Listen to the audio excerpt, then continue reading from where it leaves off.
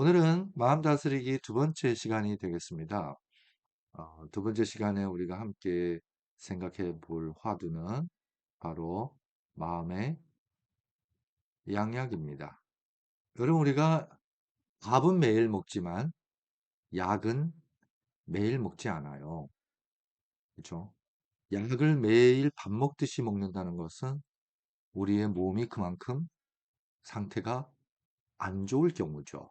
그러니까 약은 우리의 몸의 균형과 또 건강한 상태를 회복시켜주기 위한 비상 대책이라는 것입니다. 몸의 경우는 그렇다는 거죠.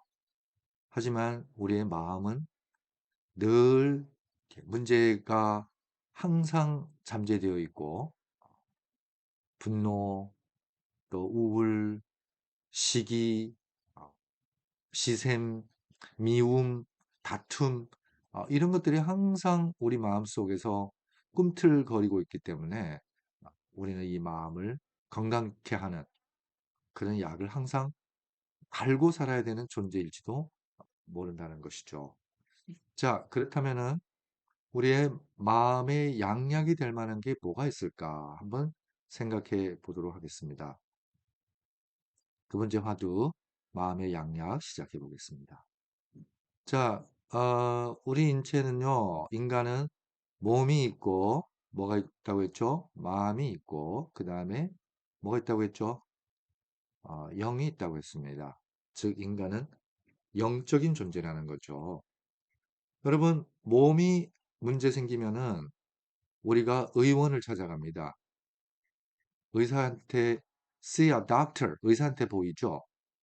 자, 마음이 문제 생기면은 요즘은 우리가 상담을 합니다. 그쵸? 상담사를 찾아가서 상담을 합니다. 그러면은 우리의 영이 문제가 생기면은 누구 찾아가야 될까요? 그 영적 지도자가 그래서 있는 겁니다. 그래서 목사, 신부, 스님 이런 사람들은 다 영적 멘토가 되겠죠. 그렇죠? 그러니까 종교는 어떤 영역이라고요? 영적인 영역인 거예요. 그러니까 종교를 추구하는 사람은 영성을 추구하는 사람이고 영성을 추구할 때에 우리는 참된 종교의 경험을 하게 된다는 말도 되겠죠? 그러면 몸이 병나면 우리가 그런 병 있잖아요. 엑스레이 찍어도 CT 찍어도 뭐 온갖 최첨단 진단 기기를 다 동원해서도 뭐가 문제인지 데이터상으로는 도저히 잡을 길이 없어요. 못 찾아내죠. 근데 환자는 늘 불편함을 호소합니다. 고통을 호소합니다. 원인 불명이라고 하죠. 그 원인을 못 찾아내니까 당연히 처방도 내려질 수가 없게 됩니다. 이렇게 애매한, 모호한 증상을 대개 환자들은 어디 찾아가냐면은 한의원을 찾아갑니다. 그렇죠? 한의원을 찾아가면은 이렇게 뭐 기가 부족하다, 뭐 혈기가 부족하다, 뭐 이렇게 해서 음양 밸런스가 깨졌다. 이렇게 해서 이제 보약도 줘주고 또 침도 놔주고 하면서 몸에 뭐를 회복시켜 주죠? 균형이죠, 균형. 균형을 잡아주고 면역 전체를 향상시켜주고 몸의 각종 뭐예요? 기능을 작동케 해준다는 것입니다. 뭐를 통해서요? 침을 통해서, 탕약을 통해서, 또 부항을 통해서, 어, 뜸을 통해서, 그렇죠? 그래서 침하고 구, 둘이 합쳐서 침구잖아요. 침은 우리가 맞는 침이고, 구가 이렇게 씁니다. 이게 뜸이란 뜻이에요. 그래서 침하고 뜸을 합쳐서 침구라고 얘기하죠. 그 다음에 뭐 요즘 추나라는 것도 유행이죠. 뭐 등등등 뭐 여러 가지 이 치료하는 방법을 통틀어서 이걸 무슨 술이라고 하죠? 인술이라고 합니다. 인술. 기술이죠. 테크닉이죠. 어떤 테크닉이냐? 몸의 잃어버렸던 균형과 기능과 감각을 되찾아주는 기술이라는 거죠. 그래서 이는 생명의 감각입니다. 그래서 중풍 환자가 반신불수됐을 경우 그 불수된 반쪽의 감각을 잃어버리잖아요. 그러면 이런 인수를 통해서 잃어버렸던 생명 감각을 다시 회복시켜주는, 되찾아주는 기술이 바로 한의학에서 말하는 기술, 즉 치료하는 방법, 인술이라고 표현하죠. 그러니까 몸은 어진 거예요. 우리 마음도 어진 거예요. 감각이 있다는 거죠. 감각. 그렇죠? 그 이는 감각이라는 뜻도 있어요. 그러면 마음은 우리가 병들었을 때에 어떤 방법으로 치료하죠? 뭐 심리 상담 중에도 이렇게 행동 심리학, 뭐 정신 분석, 이렇게 뭐 여러 가지가 있잖아요. 그렇죠? 음, 여러 가지 상담 기술이 있을 텐데 여러분 아무리 우리가 마음을 위로받기 위해서 상담사를 찾아가고 마음의 잠시의 위로를 얻고 평안을 되찾는다 할지라도 이 마음은 늘상 뭐예요? 이 바다의 뭐처럼? 파도처럼 늘상 감정의 기복이 있고 파동이 있다는 것이죠. 그래서 마음의 문제는 마음으로 해결 안 된다는 것을 우리가 늘 경험합니다. 그래서 우리가 늘 얘기하죠. 아우, 내 맘대로 안 돼. 그죠? 기뻐해야 되는데, 긍정적이어야 되는데, 내 맘대로 안 돼. 이게 문제로다. 그래서 우리는 몸과 영, 마음과 영을 같이 얘기합니다. 그걸 뭐라고 하죠? 심령이라고 얘기해요. 심령. 궁극적으로 마음의 문제는 뭐의 문제다? 영의 문제라는 거죠. 그죠?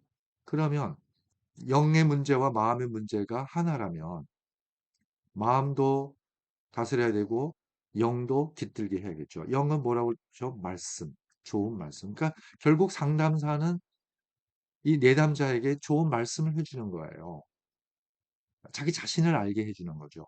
그래서 우리가 몸 아프면은 약 먹고 침 맞고 이렇게 여러 가지 인수를 필요하지만은 우리가 마음의 문제가 생겼을 때 사실은 뭐예요? 영성, 즉 말씀으로 치유를 얻을 수 있다는 점을 오늘 이 두 번째 화두에서 함께 생각해 보도록 하겠습니다. 여러분, 우리가 자고 나서 아침을 맞이하잖아요. 아침.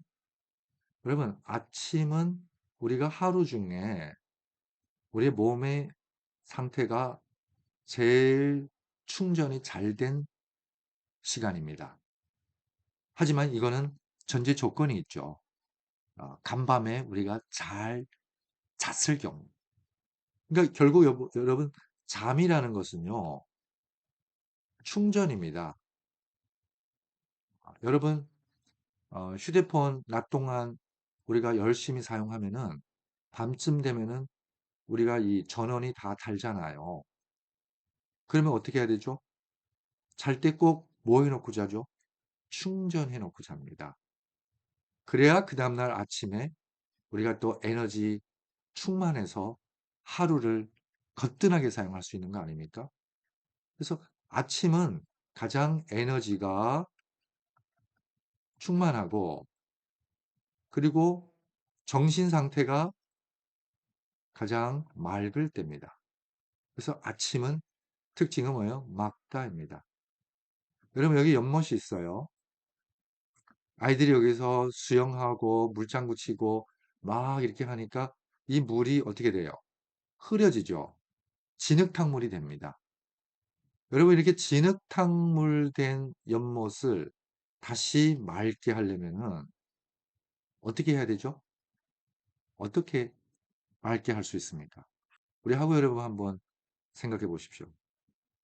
이 아이들이 여기서 막 물장구 치고 장난치고 그래서 흙탕물이 된 흐려진 이 연못의 물을 맑게 하는 방법이 뭐가 있을까요? 그렇죠. 아이들이 이제 날이 어두워서 집에 가고 밤새 뭐 해지면? 잠잠해지면.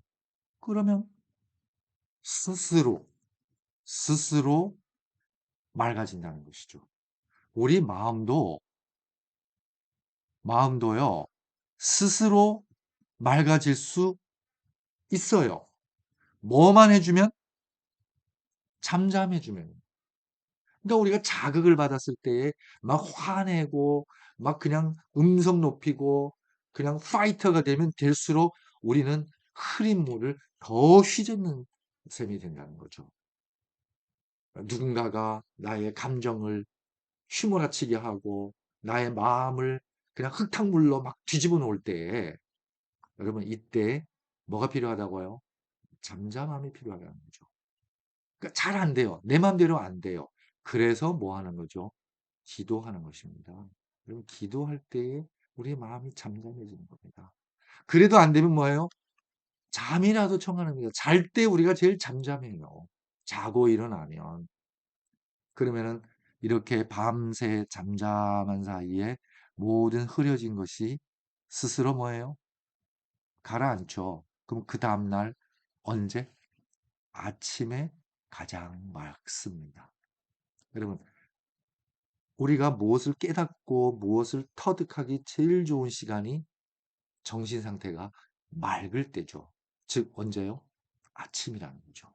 그래서 아침에 우리의 마음과 영을 위해서 아침 식사를, 그러니까 성공한 이 사람들의 특징 중에 하나가 아침 식사를 꼭 챙겨 먹는다는 것입니다.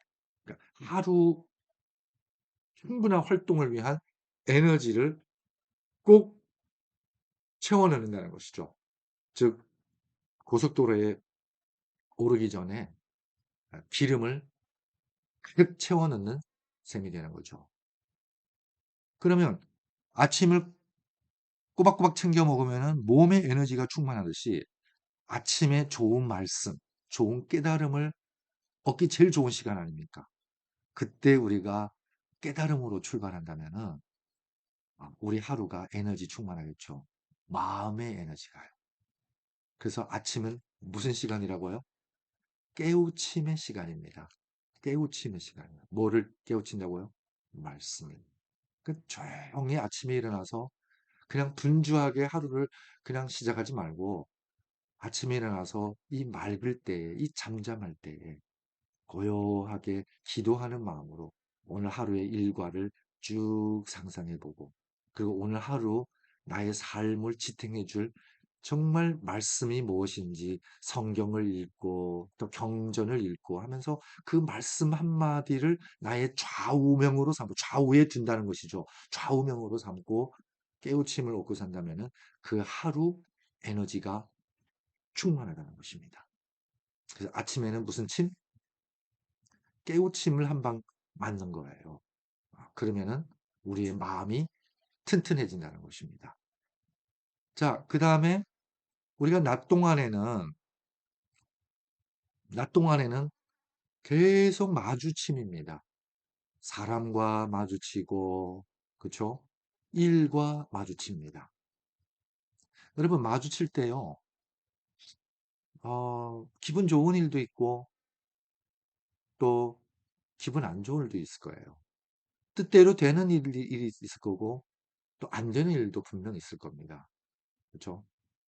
또 정말 신사 같은 매너 있는 사람도 만나지만 또 진상을 만날 때도 있어요. 근데 이 모든 마주침 속에는 뭐가 있다고요? 가르침이 있다는 거죠. 가르침. 여러분, 수학 문제를 풀 때에 정답에서 배웁니까? 오답에서 배웁니까? 오답에서 배우죠. 그렇죠? 그러니까 누군가가 나를 괴롭힌다는 것은 나에게 가르침을 주기 위해서 잠깐 나에게 다가온 뭐다? 스승이다. 이렇게 생각하시면 돼요. 저 진상이 왜 나한테 와서 나를 괴롭힐까? 나에게 한 수 가르쳐 주기 위해서 왔구나. 그래서 공자 선생님이 삼인해, 그러니까 이 행은 마주침, 동행이라고 번역하면 되겠죠. 필유, 반드시 있다. 나의 뭐가요? 스승. 그쵸? 나보다 착하고 나보다 잘난 친구는 당연히 배워야 되고, 나를 괴롭히고 나보다 못나고 나를 힘들게 하는 친구는 더더욱 인생의 오답이니까 여기서 우리가 정답을 찾아가는 지름길이라는 거죠. 그래서 마주침 속에는 뭐가 있다? 가르침이죠. 그래서 낮 동안에는 이 가르침을 한 방 맞습니다. 그러면 우리의 마음이 또 튼튼해지겠죠. 이렇게 하루 일과를 다 정리하고 이제는 무슨 시간을 맞이하게 되죠? 밤이죠. 여러분, 밤은 잠잠해지는 시간이에요? 아니면은 더 우리의 욕망을 자극하고 더 시끌벅적한 시간이어야 돼. 여러분, 동물 보세요. 낮 동안 사냥한다고 정신없이 쫓아다니다가 밤 되면 다 자기 굴 속으로, 자기 둥지 속으로 귀소하지 않습니까? 그죠? 물론 야행성 동물 따로 있지만. 자, 그래서 밤에는 취침을 해야 돼요. 현대 문명의 가장 큰 저주 중에 하나가 밤이 너무 찬란하다는 것입니다. 그래서 여러분 1시, 2시는 초밤인 거예요. 3시, 4시 그때야 겨우 잠을 청합니다. 근데 새벽 3시, 4시는 자는 시간이 아니고 뭐예요? 깨는 시간이에요. 근데 자는 시간에는 안 자고 굳이 깨는 시간에 자려고 해요. 그쵸? 그러니까 역행한다는 거죠. 깰 시간에 자니까 잠이 잘 오겠어요? 어렵게 어렵게 청한 잠이라 할지라도 깊이 잠들겠어요? 숙면이 불가능하다는 거죠. 그러니까 아침 늦게 아침에 일어나는 거는 고사하고 점심까지 그냥 정신없이 뒹구는 거죠. 그러니까 아침에 이 맑음을 이 시간을 우리가 놓쳐버린 겁니다. 깨우침은 깨우칠 일은 만무하게 되는 거죠. 그러면 이렇게 에너지가 정말 간당간당한 상태에서 흐리멍텅한 상태로 마주침을 해야 되니까 우리가 늘 짜증나는 거죠. 왜? 에너지가 없으니까요. 일그러진다는 것입니다. 그러니까 그 속에서 우리가 가르침을 얻기는 더더욱 만무해지는 겁니다.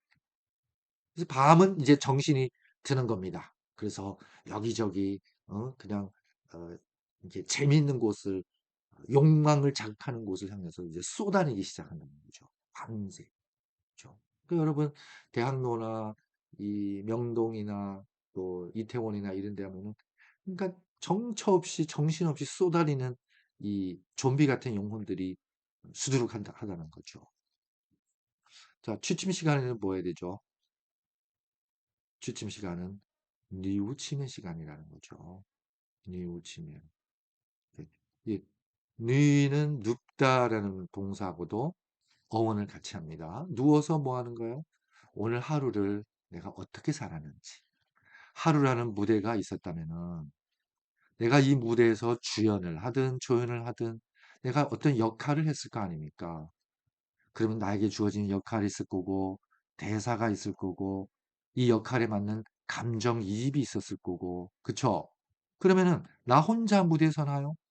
이 무대에는 나와 같이 무대에 선 뭐라고 해야 되나요? 이 파트너가 있을 거 아닙니까? 그쵸? 배역이 있을 거 아니에요. 그쵸? 대역이 있을 거 아니에요. 그럼 이분도 대사가 있고 역할이 있고 감정이 있죠. 그러면은 뭘 뉘우치느냐? 오늘 내가 내 역할을 다 했는가? 나는 내 대사를 제대로 읊었는가? 남의 대사 뺏은 것은 아닌지. 감정이입은 제대로 됐는가? 화내지 말아야 할 순간 화냈는가? 웃어야 할 때 그냥 울었는가? 이런 것들을 뭐 한다는 거죠? 반성한다는 거죠. 자, 뉘우침은 무슨 시간이라고요? 반성이라는 거죠. 언제? 아, 하루를 마감하는 시간이에요. 그래서 이렇게 뉘우치면은 아이고 내가 이런 부분이 부족했고 이런 부분에서 좀 과했네. 아니면 부족했네. 그러면은 내일이라는 무대가 또 나에게 주어진다면은 오늘의 무대보다 내일의 무대가 좀 더 뭐예요? 좀 더 get better, 더 좋아지는 무대가 되었으면 좋겠다. 그렇게 해야지 하고 마음을 다지고 잡니다. 이렇게 하루가 마무리된다는 것이죠. 그래서 깨우침과 가르침과 뉘우침, 하루에 이 세 방의 침을 우리가 꼭꼭 놓치지 않고 뭐 매일 안 해도 괜찮나요? 어떻게 매일 이렇게 삽니까? 뭐 주중에 한두 번이라도 이렇게 마음의 침을 맞는다면은 말씀을 우리가 먹는다면 말씀이 양식이라고 했죠. 그렇죠? 그다음에 충언을 듣는다면 충언은 써요. 이야기예요. 그렇다면은 우리의 마음도 훨씬 건강해지겠죠. 자, 그래서 깨우침을 통해서 우리가 깨달음을 얻습니다. 깬다는 것은 자아가 깨지는 겁니다. 끊임없이 깨지는 거예요. 그래서 다름은 도달하는 것입니다. 여러분 깨우침, 즉 깨우침을 얻고 깨달을 때마다 우리는 새로운 경지, 차원의 높이에 도달한다는 것입니다. 끊임없이 더 크게, 더 높게, 더 새롭게 우리가 치고 올라간다는 것입니다. 이게 깨달음이에요. 그래서 병아리로 계란이 병아리가 되려면은 반드시 자기를 감싸고 있는 그 껍질을 뭐 해야 돼요? 깨야 됩니다. 그걸 깨지 않고서는 여러분 누에가 나비가 되려면은 반드시 자기가 자기를 애써 감쌌던 그 꼬치를 뭐 해야 돼요? 그 번데 그 꼬치를 깨야 돼요. 그 꼬치를 깨지 않으면은 결코 더 높은 경지, 새로운 경지로 도달할 수 없다는 거죠. 그래서 이, 이 마지막 화두가 승화입니다. 승화. 승화 얘기할 때 우리가 좀 더 이 화두를 나누도록 하겠습니다. 그 다음에 가르침 속에 뭐가 있다죠? 배움이죠, 배움. 늘 배우는 거예요. 여러분, 인간은 동물과 다르죠? 맞습니까? 아, 인간은 배움의 존재라는 것입니다. 끊임없이 배워요. 동물은 생존의 스킬을 걔네들도 배워요. 하지만 얘네들은 생존을 위해서만 배웁니다. 그렇죠? 하지만 우리는 인간은 생활을 위해서도 배우죠. 그래서 악기도 배우고, 미술도 배우고, 그렇잖아요? 태권도도 배우고. 근데 그것만으로 끝나는 게 아니죠. 생명을 배운다는 거죠. 생명을 어떻게 배려하느냐. 여러분, 최고의 배움은 뭐라고요? 배려입니다. 나 자신을 배려하고, 주변 사람들을 배려하고요. 그 다음에 뉘우침을 통해서 끊임없이 반성하는 겁니다. 여러분, 반성은 오늘의 무대를 반성하면은 내일의 무대가 오늘보다 뭐예요? get better, get better. 더 나아진다. 더 나아진 삶. 이것도 뭐예요? 승화를 위해서 한 단계 한 단계 향상입니다. 향상. 반성 없으면 우리는 결코 향상이 없습니다. 그렇죠? 그래서 아침에 깨우침, 마주침 속에 가르침, 저녁에 취침할 때의 뉘우침, 이 침 세 방을 늘 맞는 사람의 마음은 튼튼하다는 것입니다. 이렇게 말씀을 깨닫고 하면 우리 영성도 어떻게 해요? 영성도 살아 움직이게 된다는 것입니다. 왜? 마음과 영은 하나니까요. 뭐를 깨우친다고요? 말씀을요. 하나님의 말씀, 또 성현들의 말씀. 그죠? 어디서 가르침을 받는다고요? 여러분, 우리를 괴롭히는 사람, 우리를 힘들게 하는 역경이 우리의 스승이라는 것을 우리가 깨달은다면 그거 진짜 가장 큰 배움이 되고 그럴 때 우리가 다른 사람을 배려하는 지혜도 얻게 된다는 것입니다.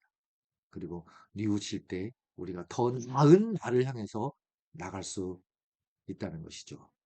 이 새침을 마음의 양약이라고 우리가 배울 수 있습니다. 자, 그러면 다음 시간에는 아, 자, 그 전에 좋은 말씀 있어서 나누고 마치겠습니다.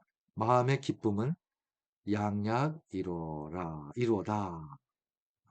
여러분, 이 말씀이 어디서 나오냐면요. 제가 첫 시간에 솔로몬 왕을 얘기했죠. 솔로몬의 지혜의 말씀을 적은 책이 이 잠언서입니다. 잠언서 17장 21절인데요. 이 잠언할 때 이 잠자가요. 이 침자하고 비슷하죠. 침자하고요. 요거는 대나무로 만든 거고 요거는 쇠로 만든 거잖아요. 침이라는 뜻이에요. 이 지혜로운 좋은 말씀들이 다 뭐가 된다고요? 마음의 침이 된다는 거죠. 가르침이 된다는 거죠. 마음의 기쁨은 뭐다? 양약이다. 여러분, 기쁨 어디서 올까요, 그러면? 여러분, 깨달을 때요. 사람이 깨달음을 얻을 때, 유레카! 하고 뭔가 번뜩 깨달을 때, 우리 몸에 다이돌핀이라는 신경 전달 물질이 나온답니다. 그죠? 이 다이돌핀이라는 전달 물질이 나오는데, 이거는 엔돌핀보다, 여러분 엔돌핀을 잘 아시죠? 엔돌핀보다 무려 수백 배에서 수천 배 더 강한 우리에게 뭐를 가져다 주는? 기쁨을 가져다 주는 신경 전달 물질이라는 겁니다. 근데 언제 얻는다고요? 깨달음을 얻을 때, 큰 뭐예요? 감동이 올 때, 이게 나온다는 거죠. 이게 기쁘면은, 즉 깨달음을 얻으면은 그 깨달음이 뭐다? 양약이다. 좋은 약이다. 여러분, 우리를 깨우쳐 주는 사람, 우리를 깨우쳐 주는 말씀, 그런 거를 귀하게 여기세요. 그렇죠? 그 다음에 배움에서 온다는 거죠. 여러분, 뭔가 배웠을 때에, 뭔가 습득했을 때에, 여러분, 그 과정은 좀 힘들지 모르지만은 그 결과는 얼마나 즐겁습니까? 그렇죠? 그리고 우리가 누구를 배려할 때, 그 다음에 반성을 통해서 우리가 끊임없이 더 멋진 나로 변화할 때, 향상할 때. 그래서 기쁨은 어디서 온다고요? 깨달음에서 오고요. 배움에서 오고요. 어디서 온다고요? 변화에서 옵니다. 이렇게 계속 향상 일로일 때, 향상 일로일 때, 우리는 점점 차원이 높아지고, 점점 몸과 마음이 하나 되고, 점점 영성 충만해지고, 점점 행복하고, 진정으로 건강한 사람이 될 수 있지 않을까요? 그래서 우리가 성장하게 되는 것입니다. 이때 기쁘다는 거죠. 자, 두 번째 화두, 마음의 양약 마치겠습니다. 우리 다음 시간에는요, 세 번째 화두입니다. 마음의 거울입니다.